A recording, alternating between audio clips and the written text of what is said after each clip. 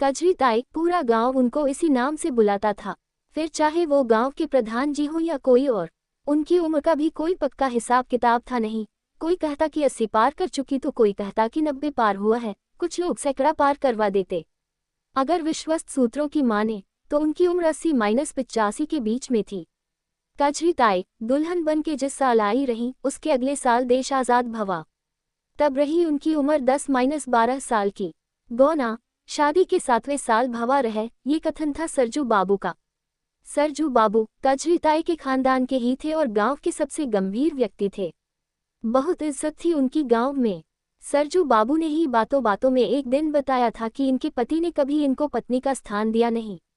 उन्होंने दूसरी शादी कर ली, पर कजरी ताई ने सास ससुर के साथ गांव में रहने का निर्णय लिया और आज दोनों के न रहने पर भी अपने निर्णय का मान रख रही हैं।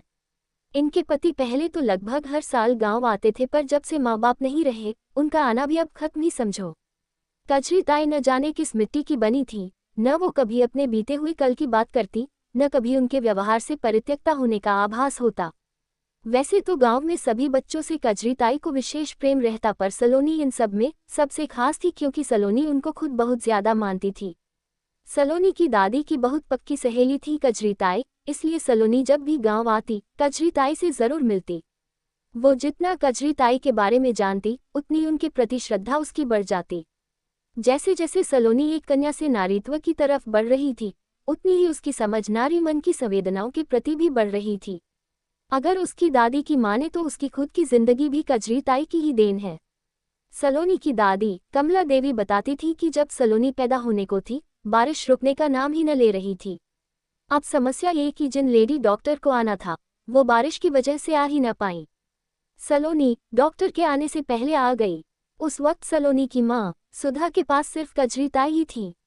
उन्होंने सब अकेले संभाल लिया था। सलोनी का पहला स्पर्श कजरी ताई का मिला, सबसे पहले कजरी ताई ने ही देखा भी था और गोद भी लिया था। बाद में नाम भी उन्होंने ही रखा था, इसीलिए सलोनी को लगता कि कजरी ताई उसके वजूद में समा चुकी थी। जब सलोनी थोड़ा बड़ी हुई तो एक दिन उसने कजरी ताई से पूछा, ताई, जैसे मेरा नाम आपने रखा है, वैसे आपका नाम किसने रखा? कजरी। अरे बिट्टो, हमारे जमाने में नाम कोई रखता नहीं था, बस पड़ जाते थे। अब हम थे कजरे के शौकीन, हम हो गए कजरी। हमको न भाती सूनी सफ़ेद आंखें। इतना कह के कजरी ताई ने अपनी कजरारी आंखें बड़ी अदा से मटकाईं। सलोनी भी सोचने लगी कि इनके काजल में जरूर कोई जादुई शक्ति है, वरना इनकी जिंदगी के सूनेपन को मिटा पाने का सामर्थ्य भी कहाँ किसी में था। खैर, कजरी ताई अपने जीवन में पूरी तरह से संतुष्ट थी। सुहागिनों के सारे व्रत उपवास पूरी श्रद्धा से करती। एक बार सलोनी ने पूछा तो बोली, अरे बिट्टो, हमारे जमाने में उसको क्या कहते हैं अंग्रेजी में, डिवोर्स तो होता नहीं था, इसलिए अब मर के ही जे डोर टूटेगी। पूजा पाठ तो अब अगला जन्म सुधारने के लिए कर रहे, एक दिन व्रत करके कौन सा मरे जा रहे हम। सलोनी सोचती रही कि एक अनपढ़ औरत भी अंदर से कितनी गहराई की बात कर सकती है। यही आजकल के परिवेश में कोई ऐसा करे तो सही सजा मिले। ऐसा नहीं था कि वो औरतों के प्रति उदासीन थी, बात कजरी ताई के स्वभाव की थी। सच में कितनी सरल और उदार थी कजरी ताई। समय बीतता गया और कजरी ताई ने समय के साथ खुद को समर्पित कर दिया था पूरे गांव को। कोई बेटी या बहू गर्भवती होती तो कजरी ताई उसकी सेवा टहल में कोई कसर न छोड़ती। कभी उसकी मालिश करती तो कभी मेवे दूध में पका के खिलाती। होने वाले बच्चे के स्वागत की तैयारी में दिन रात एक करके छोटी छोटी पुतलियां सिलती। एक बार सलोनी ने टोका तो बोली, अरे बिट्टो, इस जन्म तो ऊपर वाले ने औलाद का सुख दिया ना, अब सबकी सेवा करूं हूं कि शायद अगले जन्म औलाद का मुंह देख सकूं। वैसे भी मुझ अकेली के पास काम ही क्या है। कजरी ताई के अगले जन्म के भय ने बहुतों के इस जन्म को सुधार दिया था। एक दिन सलोनी शाम में कजरी ताई के घर गई उनसे मिलने, क्योंकि अगले दिन उसे शहर वापस जाना था। अपनी पहली नौकरी की शुरुआत करनी थी। उसने सोचा कि कजरी ताई के आशीर्वाद के बिना कुछ अधूरा से रह जाएगा। कजरी ताई अंदर के अंधेरे कमरे में कुछ कर रही थी। सलोनी की आवाज सुनकर बहुत खुश हुई। अरे बिट्टो, तू बैठ, बस मैं आई हाथ पोंछ के। सलोनी बाहर के कमरे में पड़े तख्त पर बैठ गई। तभी उसकी नज़र एक मलमल के छोटे से झोले पर पड़ी। कौतूहलवश उसने खोल के देखा तो बस देखती रह गई। उस झोले में ढेर सारी छोटी छोटी डिब्बियां थीं।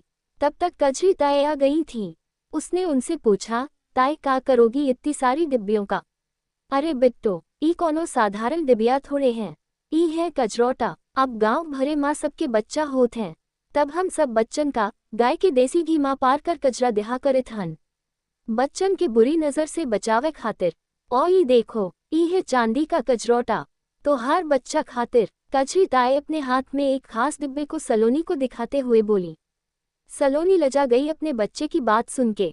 सलोनी ने कजरी ताई को अपनी नौकरी के बारे में बताया तो वो बहुत खुश हुई और उसे ढेर से आशीष देते हुए बोली, अरे बिट्टो, अब मेरी जिंदगी का कौन ठिकाना, बस एक तो बात रही मन माँ, बता यदि तो है, बोलो न ताए, क्या बात है। बस क्या इच्छा रही मन माँ की तोहार ब्याह देख लेतेन और तोहरा एक तो चंदा सा बेटुआ देख लेतेन, ओकरे बाद यमराज खुशी खुशी ले जाए हमका कोनो गम नहीं। और सुन बिट्टो, तोहरे बेटुआ के नाम हम ही रखब, बेटी हो गई और आपका बेटुआ न हुआ तब का करोगी ताई, सलोनी ने उनको छेड़ते हुए कहा। अरे बिट्टो, हमारे जमाने में आशीष बेटुआ की ही देही जात रहे, अब आजकल कोनो फर्क कहाँ, अब तू तो बिटिया है न हमार, तू तो सबके बेटुआ पे भारी है न। इतना कहकर वो अपने पोपले मुंह से खूब हंसी। कहते हैं न कि दिन में किसी एक पल को सरस्वती देवी हमारी जुबान पर विराजती हैं। उस शाम सरस्वती देवी कजरी ताई की जुबान पे बैठी थी। सलोनी के घरवालों को जल्द ही एक समकक्ष रिश्ता मिल गया और सलोनी दुल्हन बन के विदा हो गई। कजरी ताई ने बहुत जिम्मेदारी के साथ शादी की तैयारियां करवाईं। बन्ना बन्नी बड़े मन से गाए, ढोलक खूब बजाई और झुकी हुई कमर भी खूब लचकाए। जब सलोनी विदा हो के जा रही थी, उसके मन में बार बार ख्याल आ रहा था कि चलो, कजरी ताई का एक अरमान तो पूरा हुआ। शादी के बाद सलोनी का गांव जाना तो कम हो गया, पर हर इतवार वीडियो कॉल करके सबको देख लेती थी। कजरी ताई हर बार उसको बेटे का आशीर्वाद देने से न चूकती थी। शादी के 6 महीने बीतते ही पूरे घर में खुशी की लहर दौड़ गई। नन्हे मेहमान के आने की खबर थी ही खुशी वाली। सलोनी का मायका उसकी ससुराल से 50-60 किलोमीटर ही दूर था। उसका मायका बस कहने को गांव था, नहीं तो किसी मामले में शहर से कम न था। सलोनी की माँ उसको अपने पास ले आई कि कुछ आराम कर लेगी उनकी लाडो। सलोनी गांव क्या पहुंची, कजरी ताई तो दिन रात उसकी सेवा में लग गईं। सलोनी को कई बार लगता कि जरूर कोई पिछले जन्म का नाता होगा इनसे। आजकल कोई सगा भी इतना नहीं करता किसी के लिए। और फिर वो दिन भी आ गया जब बच्चे को दुनिया के सामने आना था। सलोनी ने बहुत प्यारे से बेटे को जन्म दिया। पूरा गांव कजरी ताई के सोहर की आवाज से गूंज उठा। सुधा, कजरी को छठी पे बुला लेना, कजरोटा उसी से ले लेना। सलोनी की दादी कमला देवी ने सलोनी की मां को हिदायत दी। अम्मा, बाकी सब तो ठीक है, पर जरूरी है कि कजरी ताई की छाया पड़े मेरे नाती पे। खुद तो सारी जिंदगी निर्बंसी रही, जाने कैसा न अपशकुन कर दे मेरे नाती पे। सुधा ने 2 टूक जवाब दिया। इस जवाब की आशा किसी को न थी। इस सब के बीच किसी ने ध्यान ही नहीं दिया कि कजरी ताई दरवाजे के बाहर कब आई और कब ये सब सुन के उल्टे पांव वापस चली गई।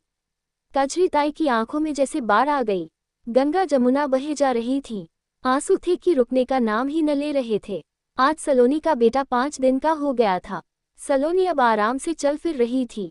उसने बच्चे को अपनी मां को दिया और पीछे की तरफ लगे पेड़ पौधों की तरफ जाने लगी। सुधा जी ने टोका तो बोली, जी घबरा रहा है, बस दूर नहीं जाऊंगी, खुली हवा में मन अच्छा हो जाएगा। सलोनी तेज कदमों से चल के 5-7 मिनट में कजरी ताई के दरवाजे पहुंची। कजरी ताई उसको देख के लिपट गईं। अम्मा की बात का बुरा मान गई ताई, कैसे भूल गई कि अपने बेटुआ का नाम भी आपको रखना है और काजल भी आपके कजरोटे का ही लगना है। जल्दी चलिए, मुझे देर हुई तो अम्मा परेशान हो जाएंगी।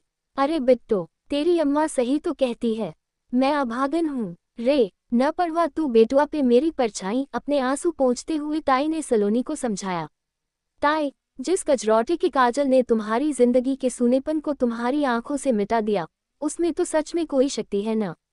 अपने बेटे के लिए मुझे ऐसे ही किसी शक्तिशाली जादुई कजरोटे का काजल चाहिए। रही बात तुम्हारे अभागन होने की, तो तुम्हारे हाथों ने न जाने कितने बच्चों की जिंदगी लिख दी है। अब चलो जल्दी, सलोनी ने लगभग उनको घसीटते हुए कहा। कजरी ताई तो हमेशा से प्यार की भूखी थी, चल पड़ी उसके पीछे पीछे। अच्छा एक बात बताओ ताई, ये तुम्हारे जमाने में भी गुस्सा होने का रिवाज था? अम्मा की बात पे बिना मुझसे मिले तुम चली आई, अब मैं तुमसे गुस्सा हूँ, समझी? सलोनी ने झूठ मूठ का नाटक किया तो कजरी ताई बड़े बुझे मन से बोली, अरे बिट्टो, हमको लगा कि हमारी किसी को जरूरत ही नहीं है, हम चले तो आए, लेकिन बेटुआ खिलाने को मरे जा रहे थे कसम से। हाँ, तो अब चलो और जी भर के अपना बेटुआ खिलाओ ताई। उद्धरण चिन्ह। कजरी ताई ने अपनी मुट्ठी में पकड़ा हुआ चांदी का कजरौटा और मजबूती से जकड़ लिया।